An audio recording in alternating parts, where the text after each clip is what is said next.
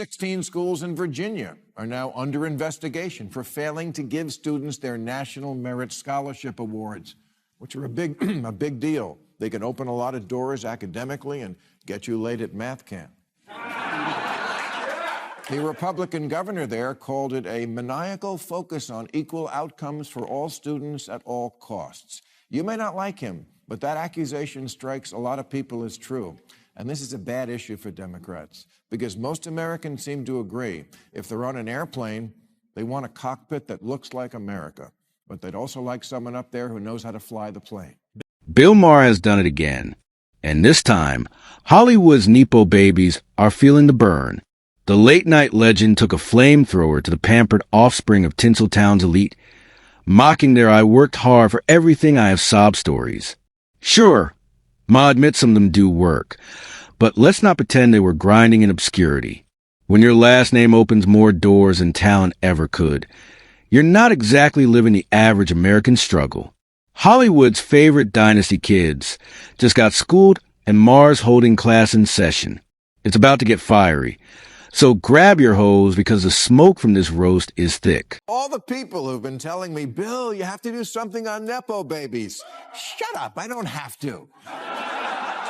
But okay, here it is. And if you haven't heard the term yet, here's a brief montage of all the Nepo babies in the acting profession, beginning with Douglas Fairbanks Jr. That's right, their moms and dads were all stars too. It doesn't make them bad people or untalented. In fact, some Nepo babies did very well in their first big roles. But let's also admit that they weren't the only ones who could have done it. But when it's between a few good people and one of them is going to get you this kind of publicity, who do you think is going to get the part? So enjoy the good life, Nepos. Just don't say you didn't have a huge advantage. And that's exactly what I've always thought. Hollywood's Nepo babies love to preach that they had no advantage. But come on, let's not kid ourselves. As Bill Maher brilliantly points out, when a Nepo baby and a regular, hard-working nobody are equally talented, guess who gets the role? Spoiler alert, it's not the guy with student loans. Nepo babies don't just walk into the room. They own the room before even auditioning. Why? Because their last names sell tickets. Producers know slapping a familiar surname on a movie poster creates instant buzz and free publicity. It's marketing gold disguised as merit. So, while they cry about working twice as hard, the truth is they were already halfway up the ladder before the rest of us even found the door. Hollywood loves pretending it's a meritocracy, but Maher just tore that illusion to shreds. Or it didn't matter that much who your parents were, or it just got my foot in the door. This is business. Getting your foot in the door is 80% of it. Yes, there are difficult roles that require acting only the great ones can do, but most acting, please, Vin Diesel can do it.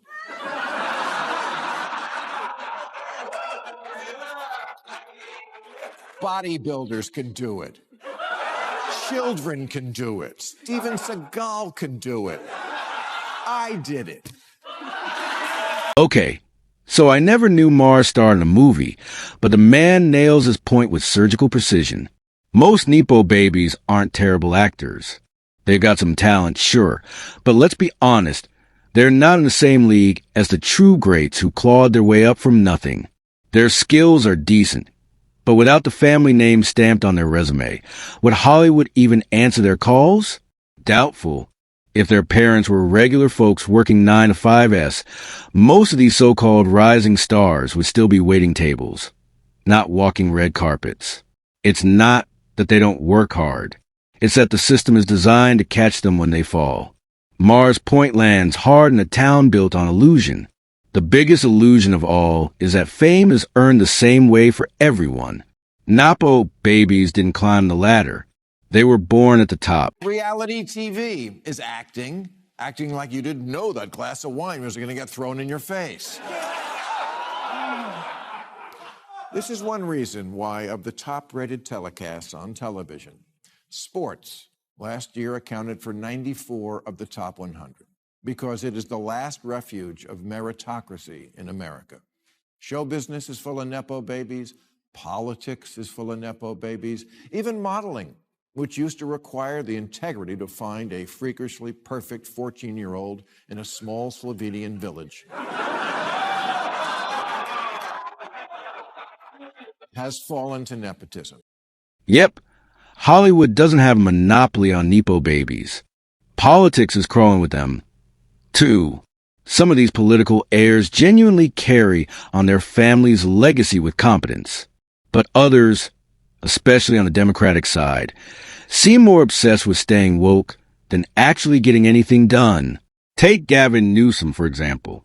Now, he might not be a textbook nepo baby, but let's not pretend his career was built from scratch. His deep ties to the Pelosi family, one of the most powerful political dynasties in America, certainly didn't hurt. When your godfather is billionaire Gordon Getty and your aunt by marriage is Nancy Pelosi, doors don't just open, they swing off their hinges. Newsom's rise through California politics was greased by connections most Americans couldn't dream of. Maher's jab hits harder when you realize it's not just Hollywood living in the land of inherited privilege. Washington's got its own version of the same act. But in sports, there are no Nepo babies. There are the sons and daughters of former players, but it's not why they play. Layla Ali didn't knock out 21 opponents by smacking them with her birth certificate.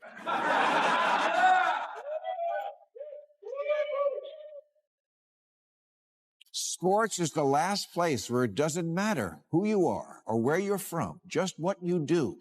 No one gets hired either because it would make the team look like America or because their rich white daddy pulled strings. I don't trust the government, media, churches, judges, juries, banks, Jiffy Lube, or anyone on a dating app covering their chin with their hand. But I do trust that the 450 players in the NBA are the absolute best 450 players the teams could find anywhere in the world. That's absolutely true.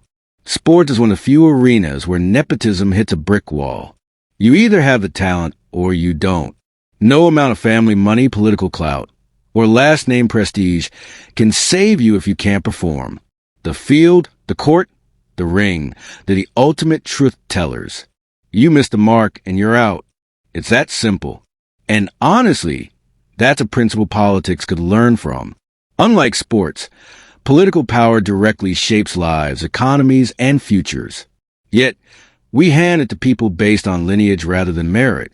If every politician had to earn their spot the way athletes do through skill, endurance, and results, imagine how much better off we'd be as a nation.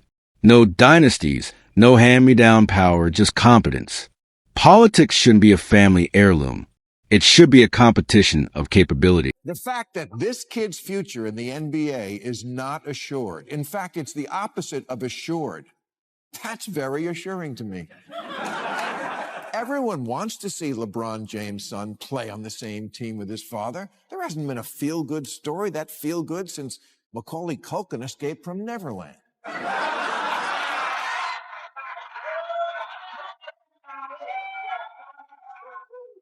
But just because we want to see it is not going to make it happen. Only Bronny James himself can do that.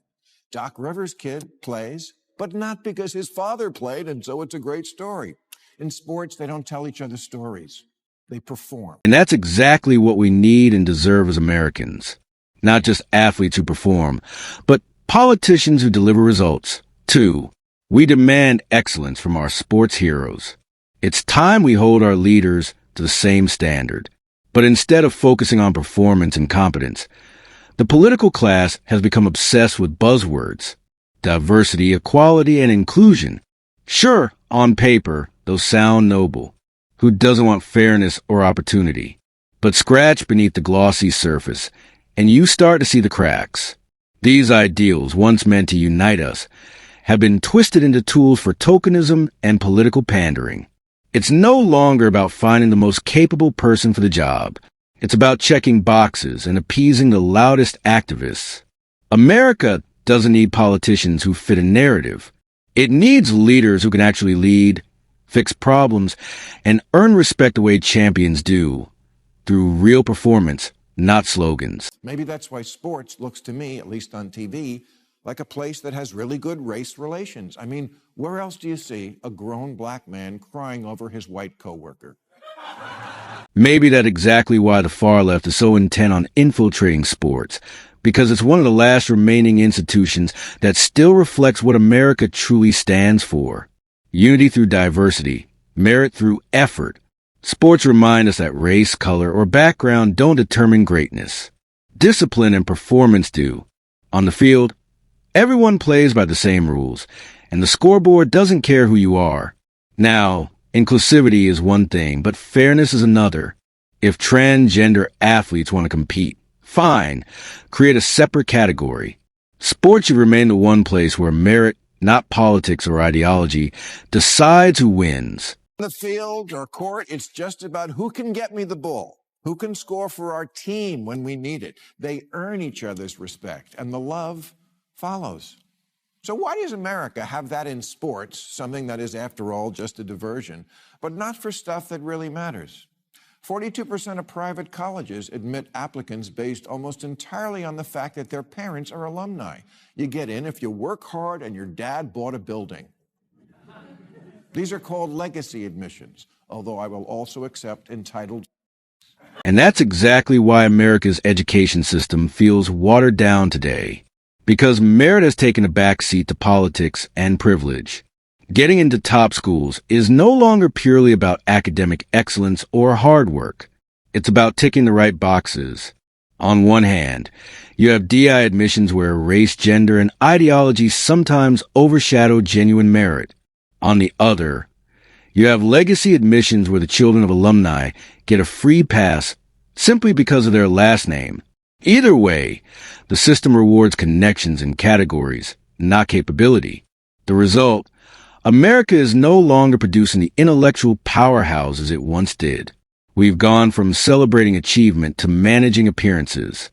The nation that once prided itself on being a meritocracy is now playing favorites, and it's showing in innovation, productivity, and leadership. It's time to bring excellence back to the classroom and let talent, not titles, lead again. But it also must be said that in the interest of righting historical wrongs and evening out our despicable past, the concept of merit itself is now under attack everywhere but in sports. Instead of getting the kids who lag behind up to the higher standards, schools all over are eliminating honors classes. 80% of four-year colleges no longer require any standardized test for admissions. San Francisco's top-rated Lowell High School replaced merit-based admissions with a lottery in 2021, and the result was a threefold increase in D's and F's. Turns out getting rid of merit admissions just made kids feel worse about themselves, and that's what Instagram is. Exactly. What started as a feel-good idea quickly turned into a bureaucratic mess that prioritized identity over intelligence. The result? Lower standards, divided campuses, and a generation more focused on activism than achievement. Once again, students will have to earn their success, not inherit it through political favoritism. If we want to reclaim our reputation for excellence, merit must matter more than messaging. At least 16 schools in Virginia are now under investigation for failing to give students their National Merit Scholarship Awards, which are a big deal. They can open a lot of doors academically and get you late at math camp. The Republican governor there called it a maniacal focus on equal outcomes for all students at all costs. You may not like him, but that accusation strikes a lot of people as true. And this is a bad issue for Democrats, because most Americans seem to agree if they're on an airplane, they want a cockpit that looks like America, but they'd also like someone up there who knows how to fly the plane. In the end, Bill Maher's takedown of nepo babies cuts far deeper than Hollywood gossip. It's a mirror held up to America itself. From entertainment to politics to education, the disease of entitlement has spread everywhere. Whether it's star kids getting roles they didn't earn, politicians rising on family ties, or students sliding into elite schools through DEI or legacy admissions, the story is the same. Merit no longer matters as much as it should. Maher's rant isn't just comedy. It's a wake-up call. America became great because it rewarded talent, effort, and grit, not privilege or identity. The moment we traded excellence for optics, we start to lose that edge. But there's hope. If we can bring meritocracy back on the field, in the classroom, and in government, we can restore what made this country exceptional in the first place. The belief that success should always be earned, not inherited. And this brings us to the end of today's video. If you enjoyed it, then hit the like button and subscribe to this channel for more videos like this.